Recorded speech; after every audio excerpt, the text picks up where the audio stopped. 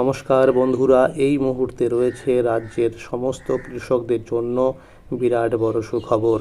আপনি যদি একজন কৃষক হয়ে থাকেন তাহলে এই মুহূর্তে রয়েছে আপনার জন্য গুরুত্বপূর্ণ আপডেট। কৃষক বন্ধু প্রকল্প কি সত্যিই বন্ধ হয়ে গেল, নাকি এই প্রকল্প চালু থাকবে? এই বিষয়ে কি আপডেট রয়েছে সেটা কিন্তু জানানো হয়েছে। এছাড়াও পাট চাষিদের জন্য কিন্তু রয়েছে গুরুত্বপূর্ণ আপডেট। পাটের দাম কিন্তু বাড়লো। কত টাকা বাড়লো, কিভাবে পাট বিক্রি করতে পারবেন, কি করতে হবে, সেই বিষয়ে কিন্তু আপডেট জানানো হয়েছে। এছাড়াও পিএম কিষাণ প্রকল্পে টাকা কিন্তু আপডেট রয়েছে আজকের এই ভিডিওটির মাধ্যমে। তাই ভিডিওটি সম্পূর্ণ দেখুন এবং সঠিক তথ্য জেনে নিন। তাহলে এবার জেনে নেওয়া যাক কী বলা হয়েছে আজকের এই আপডেটে। পাট চাষিদের জন্য সুখবর।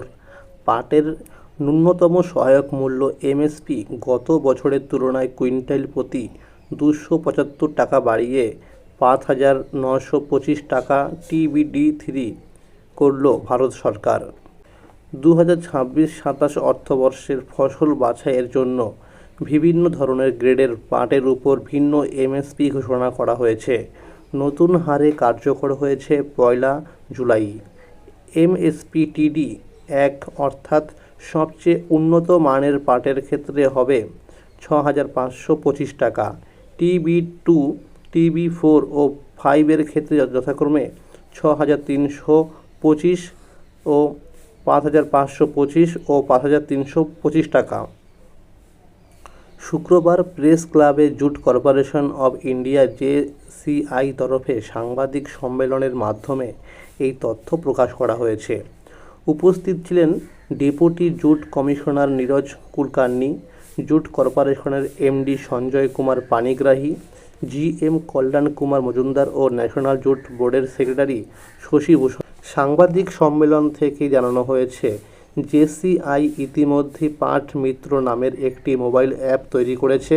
সেই অ্যাপের মাধ্যমে কৃষকদের MSP, পাট ক্রয় কেন্দ্র, আবহাওয়ার পূর্বাভাস, কৃষি বিষয়ক পরামর্শ, বিক্রির টাকা পাওয়ার তথ্য পাওয়া যাবে। আধিকারিকরা জানিয়েছেন, JCI এর ক্রয় কেন্দ্রে পাট বিক্রি করার জন্য এখন থেকে কৃষকদের ওই অ্যাপে স্লট বুকিং করতে হবে। সেই স্লট বুকিং ছাড়া ক্রয় কেন্দ্রে গিয়ে লাইন দিলে হবে না বলেই জানানো হয়েছে। রাজ্য সরকারের সহায়তায় সকল কৃষকের জমির পরিমাপও ওই অ্যাপে থাকবে। সেই জমি অনুযায়ী নির্দিষ্ট পরিমাণ পাট বিক্রি করা যাবে। পাট বিক্রি করার পর 3টি কাজের দিনের মধ্যেই কৃষকরা টাকা পেয়ে যাবেন বলে জানানো হয়েছে। আধার বেসড পেমেন্ট সিস্টেমের মাধ্যমে টাকা ব্যাংকে যাবে। অ্যাপে স্লট বুকিংয়ের জন্য স্থানীয় সরকারি আধিকারিক, হেল্প ডেস্ক ও ক্রয় কেন্দ্রে কৃষকদের সাহায্য করা হবে। কৃষক বন্ধু প্রকল্প নতুন আপডেট। রাজ্য সরকার পরিবর্তনের পর থেকে কৃষকদের মধ্যে একটি বড় প্রশ্ন ঘুরপাক খাচ্ছে। কৃষক বন্ধু প্রকল্পের ভবিষ্যৎ কী? প্রকল্প কি আগের মতো চালু থাকবে, নাকি সম্পূর্ণ বন্ধ হয়ে যাবে? সরকার এখনও এই বিষয়ে কোনো চূড়ান্ত ঘোষণা না করায় কৃষকদের উদ্বেগ দিন দিন বাড়ছে। আগের সরকারের সময় কৃষক বন্ধু প্রকল্পের মাধ্যমে জমির পরিমাণ অনুযায়ী বছরে 10,000 ও 4,000 টাকা করে আর্থিক সহায়তা দেওয়া হতো। কিন্তু বর্তমানে রাজ্যে বিজেপি সরকার গঠনের পর মুখ্যমন্ত্রী হিসাবে শপথ নেওয়ার পর শুভেন্দু অধিকারী এক সাংবাদিক বৈঠকে জানিয়েছিলেন যে আগের সরকারের কোনো জনকল্যাণমূলক প্রকল্প হঠাৎ করে বন্ধ করা হবে না। তবুও রাজ্যের নতুন বাজেটে কৃষক বন্ধু প্রকল্প নিয়ে কোনো ঘোষণা বা আলোচনা না থাকায় কৃষকদের মধ্যে অনিশ্চয়তা আরও বেড়েছে।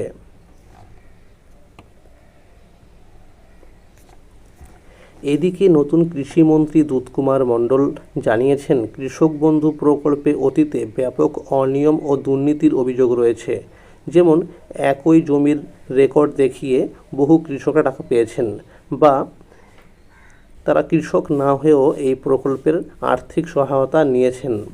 সেই কারণে বর্তমানে প্রকল্পের উপভোক্তাদের তথ্য যাচাই বাছাইয়ের কাজ চলছে। বিভিন্ন সূত্রের দাবি, এই যাচাইয়ের পর অনেক উপভোক্তার নাম তালিকা থেকে বাদ পড়তে পারে। অন্যদিকে রাজ্য বাজেটে বড় ঘোষণা করা হয়েছে যে কেন্দ্রীয় সরকারের PM কিষাণ প্রকল্পে বছরে 6,000 টাকার পরিবর্তে মোট 9,000 টাকা দেওয়া হবে। এর মধ্যে অতিরিক্ত 3,000 টাকা দেবে রাজ্য সরকার।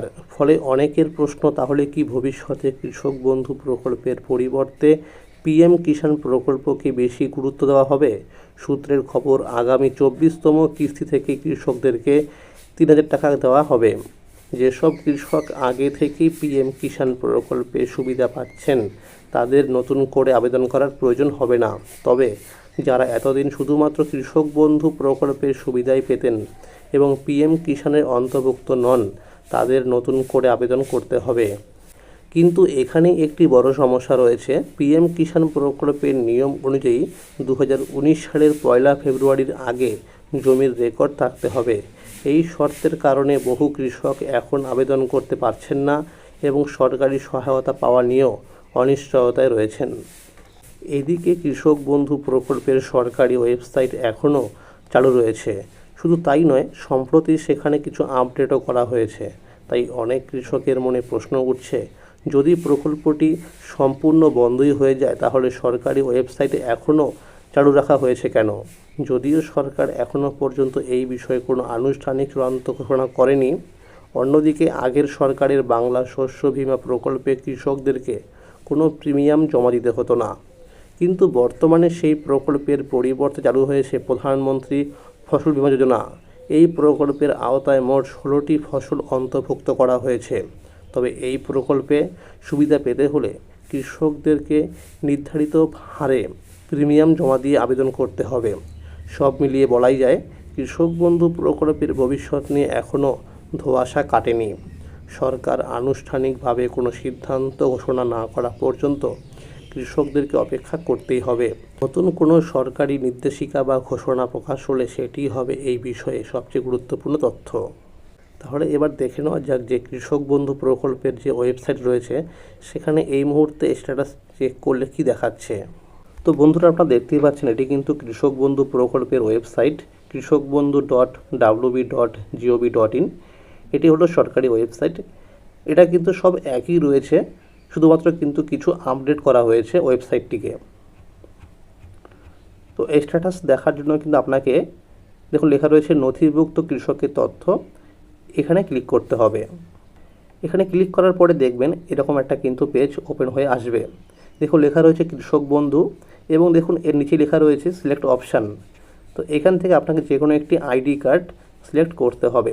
দেখুন লেখা রয়েছে ভোটার কার্ড, আধার কার্ড, ব্যাংকের অ্যাকাউন্টের নাম্বার, কেবিআইডি, মোবাইল নাম্বার বা অ্যাকনলেজমেন্ট নাম্বার। তো আপনি এখান থেকে যে কোনো একটি আইডি কার্ড সিলেক্ট করে নেবেন। তো আমি এখান থেকে মোবাইল নাম্বারটিকে সিলেক্ট করে নিলাম। এরপর দেখুন লেখা রয়েছে আইডি কার্ডের নাম্বার। আপনি ওপরের বক্সে যে আইডি কার্ডটি সিলেক্ট করবেন আপনাকে সেই আইডি কার্ডের নাম্বার লিখতে হবে নিচের বক্সে। লেখার পরে দেখুন লেখা রয়েছে I am not a robot. এখানে এই চেক বক্সে ক্লিক করার পরে তারপরে কিন্তু সার্চ করতে হবে। তো বন্ধুরা, আমি কিন্তু একজন কৃষকের স্ট্যাটাস চেক করে দেখলাম। এখানে দেখুন স্ট্যাটাসের ঘরে লেখা রয়েছে অ্যাপ্রুভ, অর্থাৎ এই কৃষকের কিন্তু এখনও পর্যন্ত সব ঠিকঠাকই আছে। এরপর দেখুন লেখা রয়েছে ট্রানজ্যাকশান স্ট্যাটাসের ঘরে ফাঁকা। তো আমরা সকলেই জানি যে টাকা দেওয়ার এটা কিন্তু আগের মুহূর্ত, অর্থাৎ যখন টাকা দেওয়ার প্রসেসিং শুরু হয় তার আগে কিন্তু এখানে ফাঁকা হয়ে যায়।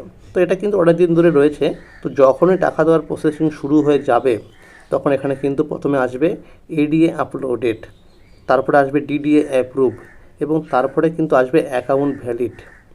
তো যেহেতু এখনও এই প্রকল্পের বিষয়ে কিছু আপডেট নেই, অর্থাৎ টাকা দেওয়া হবে কি না বা এই প্রকল্প এখনও থাকবে কি না, তো সেহেতু কিন্তু এখানে কোনো রকম আপডেট আসেনি।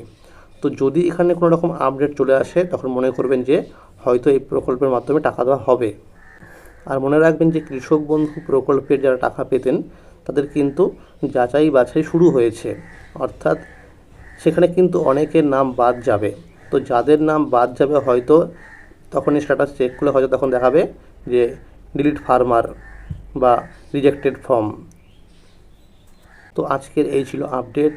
এইরকম আরও নতুন নতুন আপডেট সবার আগে পেতে হলে চ্যানেলটিকে অবশ্যই মনে করে সাবস্ক্রাইব করে রাখবেন এবং সকলের কাছে শেয়ার করে দেবেন। আর যদি ভিডিওটি ভালো লেগে থাকে অবশ্যই একটি লাইক করে দেবেন। ধন্যবাদ।